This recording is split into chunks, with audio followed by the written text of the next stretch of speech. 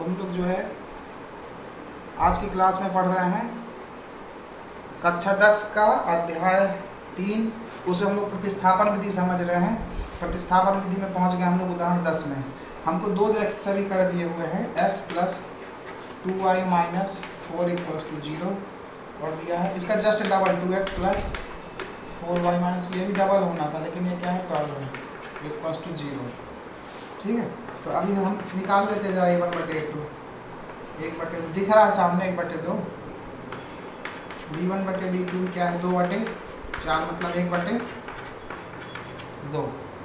तो इसका कोई हल नहीं होगा क्योंकि हल कब होता है जब a1/a2 नॉट बराबर हो नॉट इक्वल टू b1/b2, लेकिन यहाँ तो बराबर है तो इसका कोई हल नहीं होगा। इतना सिद्ध हो गया इस इन दोनों समीकरणों का कोई हल नहीं होगा या अनंत हल, मतलब एक हल प्रतिच्छेद नहीं करेगी इतना कन्फर्म हो। अब आगे देखने के लिए हमको c1 क्या देखना पड़ेगा c2। c1 कितना है -4, c2 कितना है -12 1/3 ऋण धन हो जाएगा 1/3 नॉट इक्वल टू c1/c3। ये किसकी कंडीशन होती है समांतर रेखाओं की, मतलब रेल की पटरियों जैसे है ये कभी भी एक दूसरे को नहीं कटेंगे। आप समझ गए, इस तरह से पता चल जाता है। अब हम लोग आते हैं डायरेक्ट प्रश्नावली 3.3 में। पहला समीकरण प्रश्नावली 3.3 का हमको प्रतिस्थापन सब्स्टिट्यूशन मेथड से इसको सॉल्व करना है। x + y = 14 और x - y = 4। तो जैसे आपने उदाहरण में लिखा वैसे ही बढ़िया समीकरण बना लीजिए। फिर ऐसा लिखिए समीकरण 2 से क्या मिल जाएगा x = 4 + y मिल जाएगा आपको। ठीक है, मिल गया ना। इसको समीकरण आप बना लीजिए 3। फिर ऐसा कहिए समीकरण 3 से x का मान क्या है, x का मान कोष्ठक में लिख दीजिए 4 + y। कहाँ रखेंगे समीकरण 1 में रखेंगे। ऐसा नहीं कि इसी से तुम अगर बनाए हो ना x = 4 + y तो 2 ही में नहीं रख देना, दूसरे समीकरण में रखना पड़ेगा। वो क्यों रखते हैं, इसलिए रखते हैं कि x और y की वैल्यू अगर दोनों कट रही है तो दोनों को वैल्यू कॉमन होते हैं, मतलब x और y के निर्देशांक दोनों को संतुष्ट करते हैं। वो अपन देखते हैं यहाँ है कैसे एक में रखने का।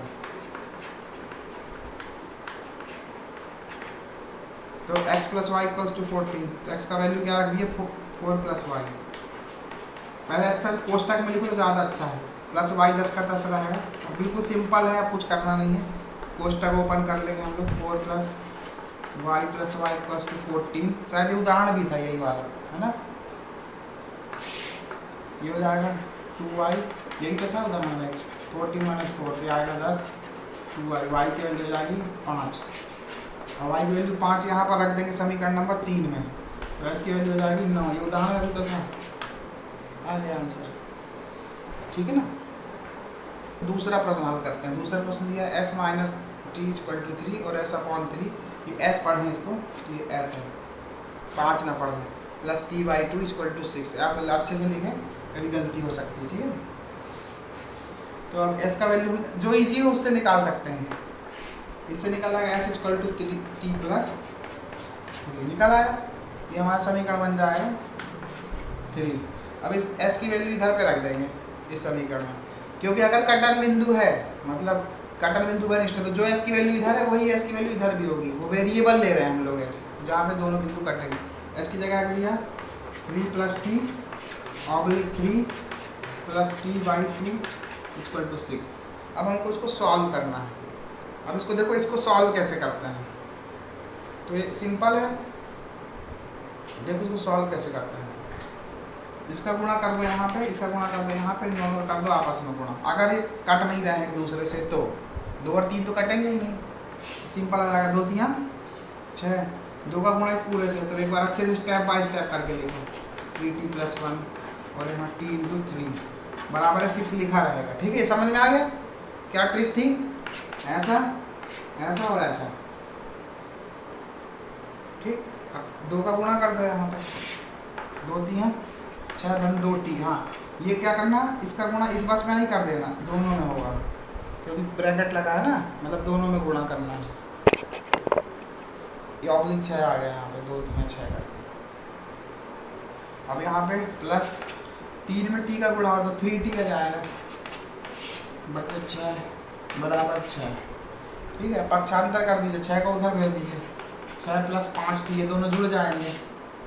ठीक, मतलब 4 4 जुड़ेगा और अचार अचार जुड़ते हैं, 6 का गुणा होगा, यहाँ भाग होगा, 6 4 36 हो जाएगा, 36 50 है, 5 36 - 6, 36 6 30, 5 टी का वैल्यू आएगा 5 6 30। टी की वैल्यू आ गई है, तो टी की वैल्यू आ गई तो एस की वैल्यू भी आ जाएगी यहीं से, 3 + 6 9 आ गई वैल्यू। तो देखो अब ये एक्चुअली कुछ नहीं है, देखो वही है, 9 में एस में से टी घटा दे तो 3 आता है, मतलब क्या है 9 में से 6 घटाते हैं तो 3 आता है।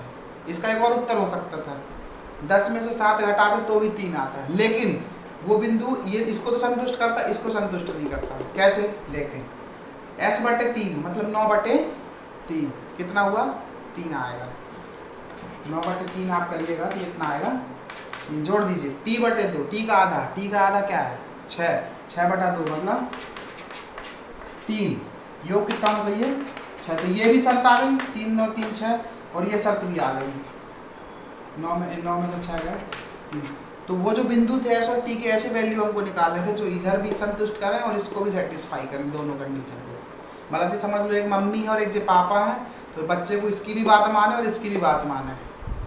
ठीक है, ऐसा नहीं कि 3 लाना है तो चलो हमने ऐसा करके ला दिए, ये आ गया सब 3, ऐसे में नहीं मानेंगे। इधर चेक करो, 10/3 है ना, और 7/2, तो ये तो 6 आएगा ही इसका वैल्यू, इसमें जबकि आ रहा है।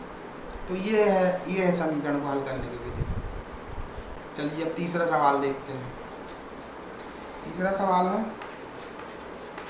3x - 4 = 3, 9x - 3y = 9, इसको सॉल्व करना है। तो यहाँ से किसकी वैल्यू हम लोग निकाल लेंगे, ऐसा लिख सकते हो आप, ये वाला 3 ला के y = मतलब नेक्स्ट लाइन हो गई 3 - ये ऐसा लिख सकते हो।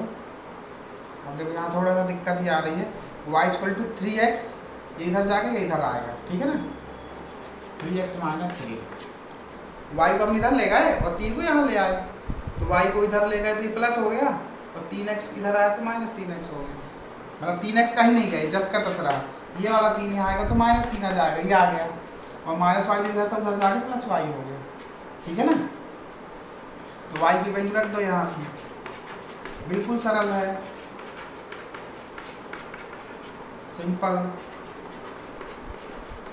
9x 3 3 9 = 9, तो ये तो कटा ही गया, ठीक है ना, और 9 9 0 = 0 हो गया, 1 = 1, ये कथन सत्य था। इसका मतलब ये था कि जो आपका ये सवाल था संपाती है, क्योंकि देखो a1/a2 बराबर था b1/b2 के, आप ऐसे ही देख लिया करो, 3/9 मतलब 1/3, और -1/-3 तो माइनस करके 1/3, ये भी बराबर हो गया b1/2, और c1/c2 भी बराबर था 3/9, 3/9 बराबर था ना c1/c2। तो ये कैसे क्या हल मिला इसका, संपाती रहेंगे, दोनों एक जैसे ही चलेगा, मतलब दोनों समीकरण एक ही हैं, उनको अलग ही नहीं कोई कर पा रहा है। ये समझ में नहीं आ रहा मम्मी कौन है पापा कौन है, एक ही चल रहा है, और लड़का भी सब मिले हुए तीनों, जैसे भगवान के केस में होता है, वही उनके माता है, वही उनके पिता हैं, और वही खुद है, सब एक सब संपाती चलता है, इनफाइनाइट। ठीक है, अब चौथा सवाल देखते हैं।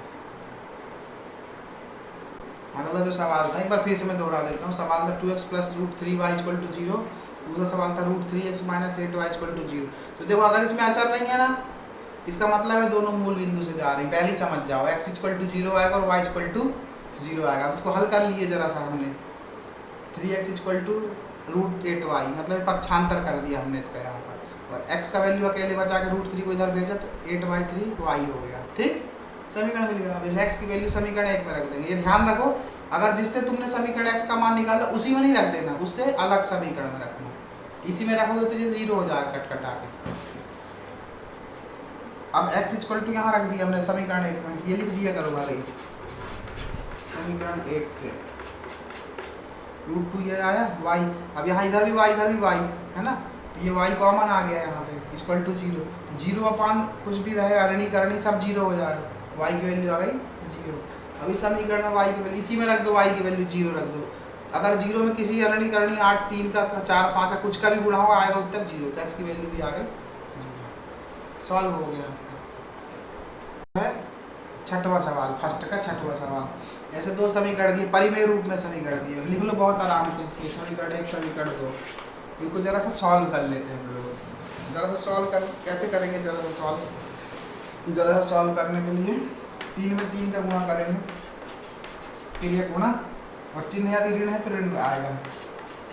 5y ऐसा गुणा होगा किसका 2, और इन दोनों का आपस में। ये कब करना है ऐसा तिर्यक गुणा, जब इसके जो हर है वो आपस में कटे नहीं, नहीं तो कभी भी करने लग गए। इक्वल टू -2, ठीक है। इसको हम सॉल्व करेंगे। 3 तियां 9x, 5 दूनी 10y बराबर 3 दूनी 6 बराबर -2। 6 को भी उधर भेज दो। सिंपल इक्वेशन बन के 9 - 10y = 6 दूनी -12। आ गया समीकरण सीधे रूप में, ये नहीं आ गया।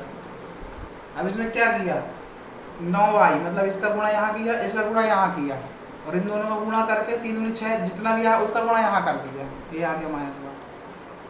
इसी तरह यही नियम यहाँ भी अपना, तो यहाँ कितना आएगा, सीधे लिखो 2x, फिर साइन जो भी है इसका इधर करो कितना 3y, इन दोनों का आपस में करो 6 का गुणा इससे करो, तो 13/6 में 6 का गुणा होगा तो उत्तर कितना आएगा 13। 13/6 तो लिखा ही है, 6 का गुणा यहाँ होगा, ये कट जाएगा। तो ये अब दोनों सरल इक्वेशन बन गए, इसको सॉल्व कर सकते हैं, ठीक है। इस तरह से अपना सॉल्व हुआ।